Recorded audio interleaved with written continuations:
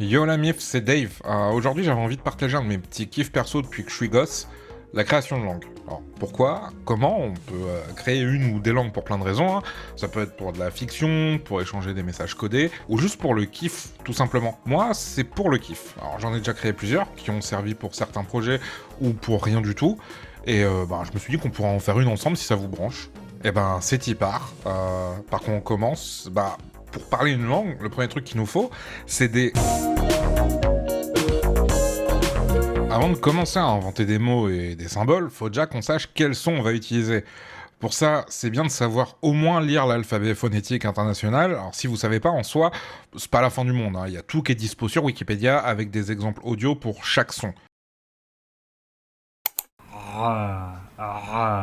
Parce que si vous vous basez juste sur l'alphabet français, il y a plein de sons que vous allez pas pouvoir reproduire. Juste le R roulé, comment vous faites la différence avec un R en anglais ou un R français. Ici, le but, c'est de faire un truc simple, donc on va pas aller chercher des sons trop exotiques non plus, mais il faut quand même que notre langue puisse avoir son identité et pas juste ressembler à une copie d'autre chose. Du coup, je vais prendre des sons de base vraiment communs et rajouter 2 ou 3 sons un peu moins fréquents. Donc on a nos sons de base, pe, te, de, que, me, ne, fe, ve, se, ze, che, je, le et ya. Et par-dessus, on va rajouter des sons qui vont lui donner son identité. Alors déjà, je vais prendre le son re, ou le R français, mais aussi re. En vrai, ce son est tellement rare, quand on l'entend, on pense direct à l'anglais. Mais c'est utilisé dans d'autres langues, genre le mandarin ou le néerlandais. Maar we gaan niet kijken naar alle varianten, maar naar de 2 belangrijkste. Et on va rajouter un petit th des familles, pour faire sophistiqué, et ng en fin de mot, pour faire genre qu'on a une personnalité. Pour les voyelles, j'ai fait simple aussi. On a U, OU, O, E, A, et pas de I, parce qu'on est différent ici. Mais bon, les symboles phonétiques, genre ça ou ça va 2 minutes, hein, mais dans la vie de tous les jours, personne n'utilise ça pour écrire. Donc on va les remplacer par des lettres de l'alphabet latin pour l'instant. Du coup, pour ces sons, je vais utiliser ces lettres-là. Alors, ça a l'air compliqué comme ça, mais vous verrez que ça reste pratique. Maintenant qu'on a défini les sons de notre langue, il faut aussi définir lesquels peuvent aller ensemble. Parce que oui, il y a des règles, hein. Vous avez déjà vu un mot avec ces lettres-là ou ces lettres-là en français? Non, parce que c'est pas dans les règles du français. Or, personne l'a décidé, hein, ça se fait naturellement, mais j'ai pas 100 personnes et 500 ans devant moi pour voir ce que les gens vont faire de ce projet, donc voilà nos règles. Voilà. Genre PF ou KR, donc pfe ou cre, c'est possible, mais pas fte. Pourquoi? Parce que c'est comme ça. On peut aussi décider de règles sur comment se comportent nos sons dans un mot. Par exemple, N ou re, ils vont devenir ng et re en fin de mot. Ou faire la différence entre les voyelles longues, genre A, et les voyelles courtes, A. Ça, le français, il a complètement perdu, par exemple, mais ça existait en latin.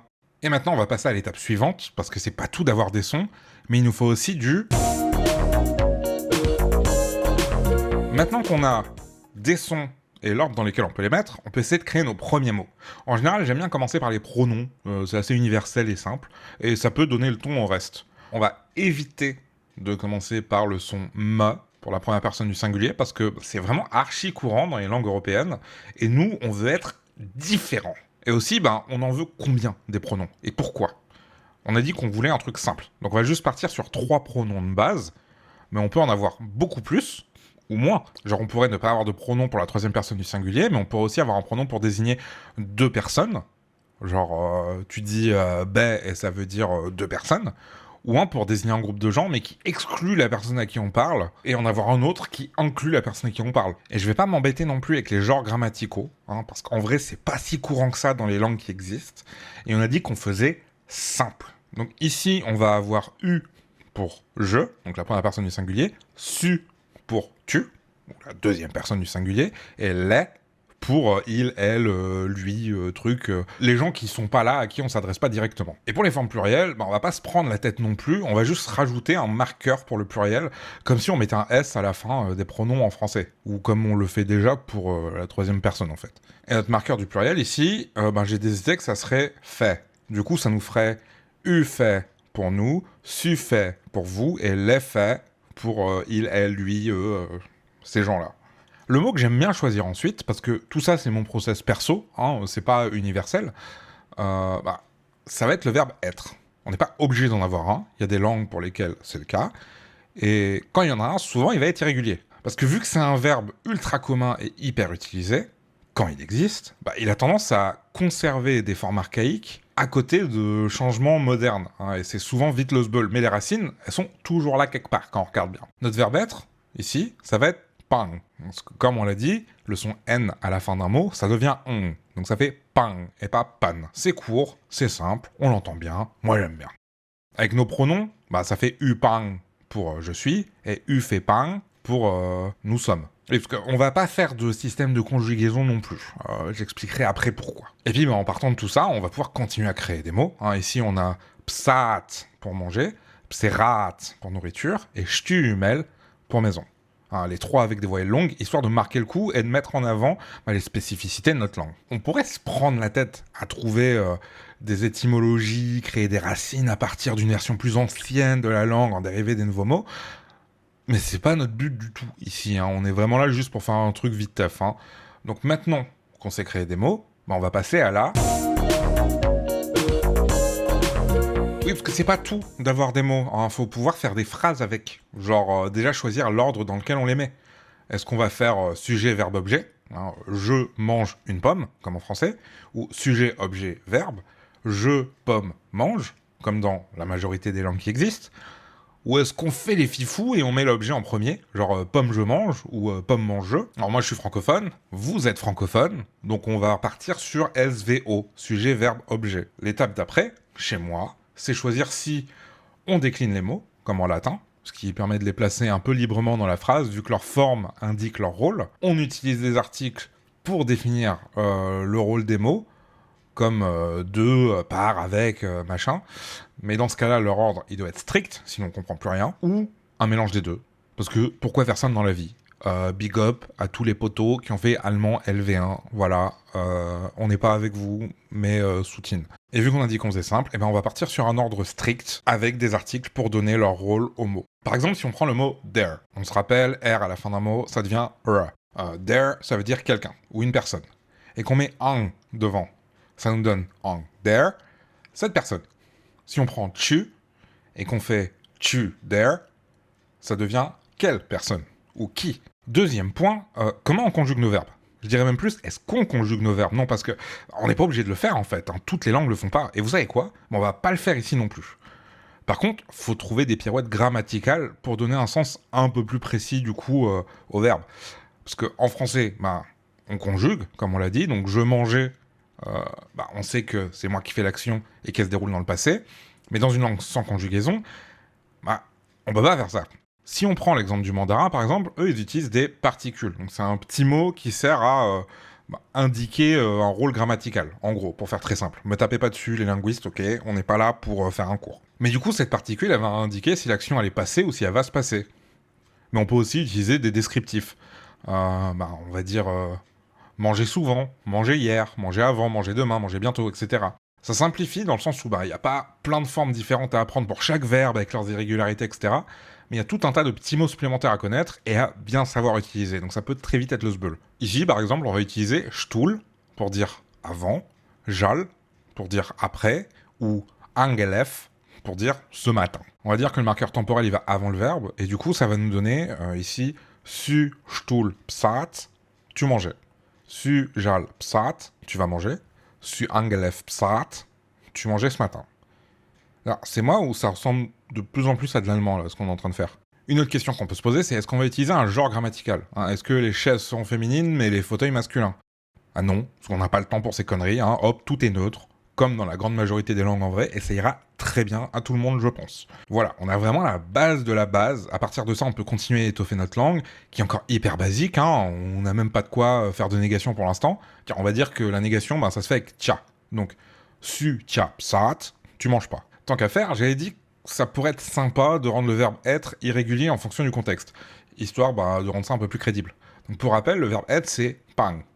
On peut dire tia, pang, pas être, mais en vrai, on peut aussi juste dire tia, tout seul, et voilà, ça fait des chocs à pic. Donc ici, su tia, tu n'es pas.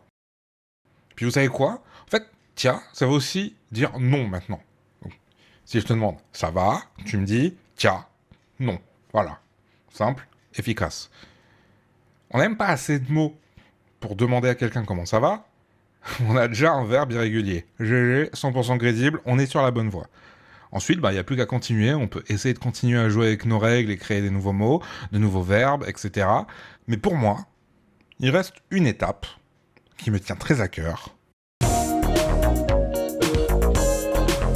Si vous êtes arrivé jusqu'ici, félicitations. Je pense pas que vous soyez encore nombreux, hein, et c'est dommage parce qu'on arrive à ma partie préférée, le système d'écriture. Avant, je commençais toujours par ça. D'ailleurs, c'est le premier truc qui m'a amené à la création de langue. C'était créer un alphabet codé en CM2 pour faire des anti-sèches. On n'est pas là pour parler de ça. Pourquoi faire un système d'écriture? Alors, pourquoi pas juste utiliser l'alphabet latin ou un autre système qui existe déjà? Ça dépend de vous. Est-ce que c'est pour une culture fictive? Est-ce que votre langue est censée exister dans un autre monde? Est-ce que vous avez juste envie de faire ça pour le kiff? Il n'y a pas à avoir de justification en fait. Moi je le fais vraiment parce que je trouve ça cool. Et c'est tout. Alors faut savoir que l'alphabet, c'est pas le seul système d'écriture qui existe, hein. C'est ce que je pense la majorité d'entre nous ici utilisent au quotidien, mais il y en a d'autres. Un alphabet déjà c'est quoi? Alors c'est un système d'écriture où chaque son de base a un symbole qui correspond. A, B, C, D, machin. Si on les met ensemble, ça fait d'autres sons, mais ça c'est vraiment nos sons de base. À côté on a les abjad, comme en arabe ou en hébreu par exemple, où on peut écrire en utilisant juste les consonnes. Les voyelles sont sous-entendues. Genre c'est comme si on écrivait comme ça. En vrai, avec un peu d'entraînement, ça passe. La preuve, là, je viens de le lire comme ça, c'est écrit comme ça dans mon script, hein, donc c'est que c'est faisable. Ensuite, on a les syllabaires, où chaque symbole correspond à une syllabe. On retrouve ça en japonais, par exemple. Ils en ont même deux, tellement ils aiment ça. Derrière, on a les abukida, c'est comme un syllabaire, sauf que chaque symbole correspond à une syllabe fixe, et on peut changer le son de la voyelle dans cette syllabe en rajoutant un caractère. Hein, les différents systèmes d'écriture en Inde, par exemple, ils utilisent ça. En vrai, c'est stylé. Hein, genre, ça, c'est ma. Mais si je rajoute ce symbole, ça devient mais, ou mais, je sais plus. Et pour finir, on a les idéogrammes, où chaque symbole correspond à un mot ou une fonction grammaticale. Le premier auquel on pense en général, c'est le système chinois.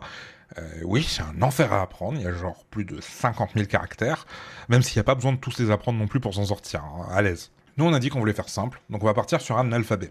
C'est ce qui parlera au plus de monde ici, je pense. Quand je crée un système d'écriture, je me pose toujours plusieurs questions. Déjà, est-ce qu'il a été créé pour la langue qu'il utilise, ou bien est-ce que c'est un emprunt? En général, quand c'est un emprunt, c'est pas toujours 100% adapté, et on se retrouve à devoir créer de nouveaux caractères ou des combinaisons de caractères pour avoir tous les sons. Genre TH en anglais pour le son th, ou che en français qui s'écrit CH. Ou les accents qu'on fout partout pour changer, genre etc.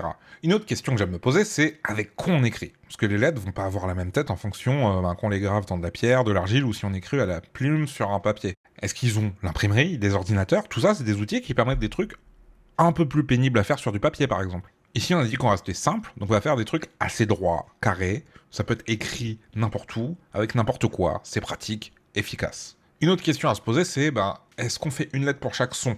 On peut se permettre des combinaisons de lettres, justement. Voire même réutiliser la même lettre pour plusieurs sons. Alors, mettons que le système d'écriture, il a été inventé et standardisé il y a longtemps et que la langue, elle a beaucoup changé.